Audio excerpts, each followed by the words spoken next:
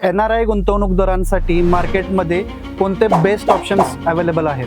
बऱ्याच वेळा काय होतं, NRI जे क्लायंट्स आहेत त्यांना पुण्यामधलं मार्केट माहीत असतं, पण एक्झॅक्टली त्यांनी पाहिलेलं नसतं, किंवा पाहिलेलं जरी असेल ज्यावेळी ते बाहेर जातात त्यावेळी त्यांना एक्झॅक्टली आयडिया नसते की आता मार्केट स्टेबल आहे, ग्रो होणार आहे, याची क्लिअरिटी नाही मिळत.